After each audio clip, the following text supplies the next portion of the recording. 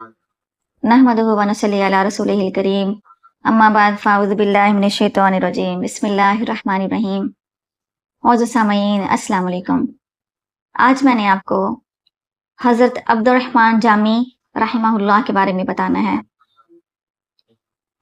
ये आशिक रसूल थे, बहुत बड़े आलिम थे। इनका लक़ब इमादुद्दीन था और इनकी शोहरत नूरुद्दीन के नाम से हुई है। इनका तखल्लुस जामी था।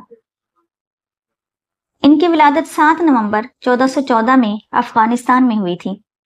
इनके कस्बे का नाम जाम था, इस वजह से भी इन्होंने अपने नाम के साथ जामी लगाया था और जब शेर लिखते थे तो उसमें भी नाम जामी लिखा करते थे अपना।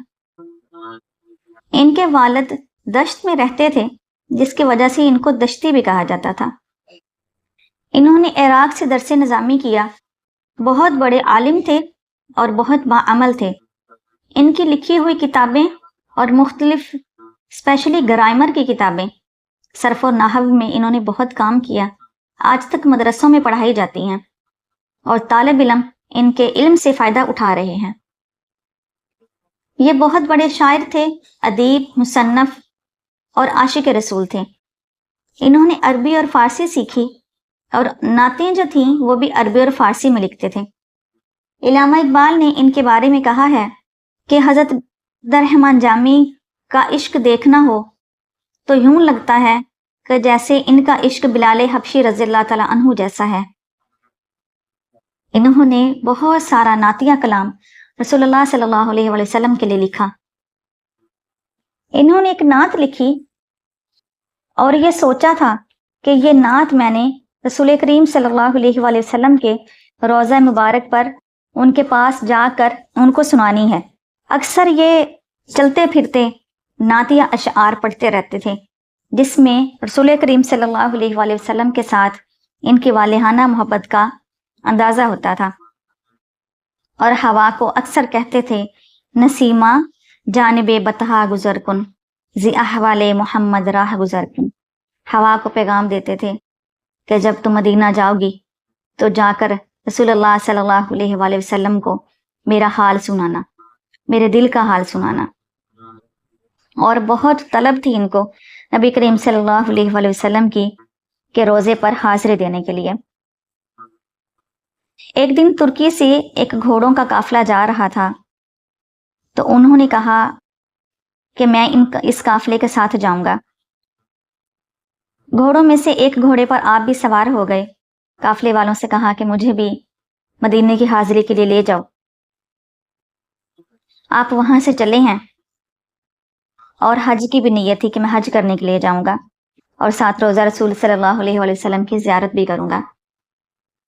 तुर्की का वो काफिला जो घोड़ों पर सवार था, वो मदीना से अभी दूर ही था कि जब मदीना के उस वक्त गवर्नर की ख्वाब में रसूलुल्लाह सल्लल्लाहु अलैहि वसल्लम आए और कहने लगे कि एक काफिला है जो मदीने से इतने मील दूर है, उसके साथ एक शख्स आ रहा है जिसका नाम अब्दुर्रहमान जामी है, उसको मना करो वो मदीने में दाखिल ना हो।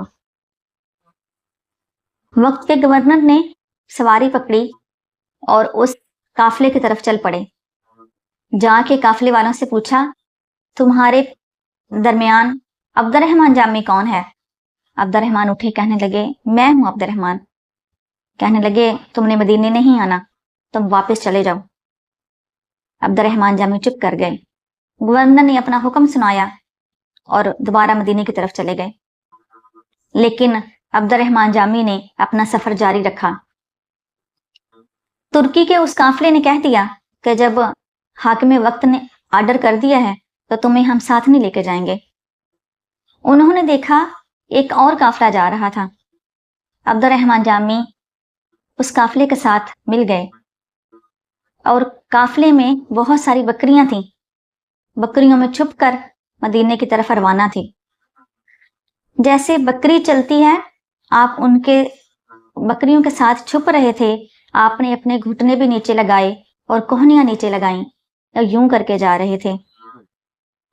वो जब नात में लिखा जाता है ना, मेरा रूमी वर्गा इश्क भी नहीं, मेरी जामी वर्गी चाल भी नहीं, तो इस चीज को कहा जाता है کہ جیسے عبد الرحمن جامی کی چال تھی، ہماری چال ایسی نہیں ہو سکتی، کہ کیسا عشق لے کے جا رہے تھے کہ حاضری لازمی دینی ہے رسول اللہ صلی اللہ علیہ وآلہ وسلم کے روضے پر، کیونکہ رستہ کون سا اتنا صاف تھا، آپ کے گھٹنوں سے خون نکل رہا تھا، آپ کی کوہنیاں چیل ہو گئی تھیں، لیکن عشق تھا کہ واپس جانے کو نہیں مان رہا تھا، اور یہی تھا کہ لازمی حاضری دینی ہے۔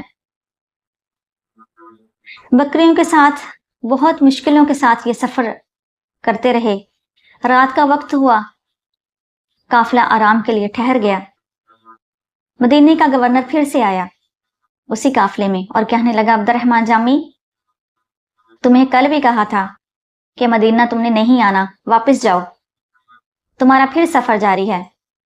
عبد الرحمن جامی صرف روتے ہیں، آگے سے کوئی بات نہیں کرتے، اور گورنر نے ڈانٹا عبد الرحمن جامی کو، تو گورنر کہتا ہے، پھر نبی صلی اللہ علیہ وسلم میری خواب میں آئی اور کہنے لگے، تمہیں صرف روکنے کا کہا تھا، تم نے عبد الرحمن جامی کو کیوں ڈانٹا؟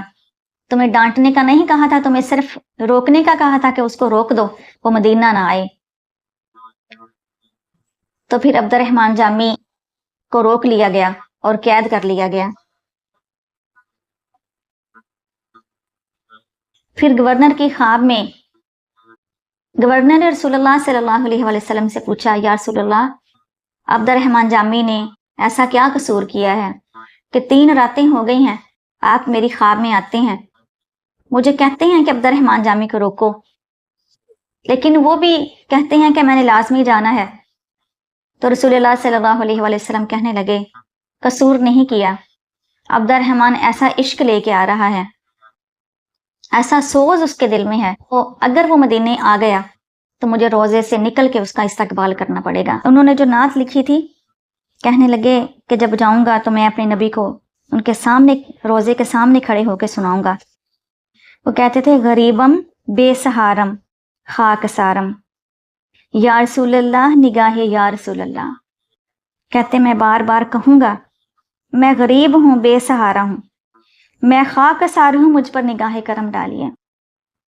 کہہ رہے تھے میں بار بار یہ کہوں گا، اور جب راستے میں آ رہے تھے تب بھی رو رو کے آ رہے تھے، اور بار بار کہہ رہے تھے میری قسمت میں ہو جائے کہ میں اپنے نبی کے روزے کی زیارت کر سکوں، اور بار بار کہہ رہے تھے میرے دل میں ڈر تھا کہیں وہ رستے میں مر ہی نہ جاؤں، میری زندگی نہ کہیں ختم ہو جائے۔ یہ سوز اور یہ عشق، اس کی خبریں اللہ تعالیٰ نے رسول اللہ صلی اللہ علیہ وآلہ وسلم کو دے دی، اور پھر اسی لیے رسول اللہ صلی اللہ علیہ وسلم نے ارشاد فرمایا کہ عبد الرحمن جامی کو روکو، وہ مدینہ میں داخل نہ ہو، اگر وہ مدینے آیا تو سارا راز کھل جائے گا اور مجھے اپنے روزہ سے نکل کے اس کا استقبال کرنا پڑے گا۔ اللہ تعالیٰ سے دعا ہے اللہ تعالیٰ ایسا عشق ہمیں بھی عطا کرے، اللہ ہمیں نبی پاک صلی اللہ علیہ وسلم کا سچا عاشق بنا دے اور ان کے نقش قدم پہ چلنے کی توفیق عطا فرمائے۔ وآخر دعوانا ان الحمد للہ رب العالمین۔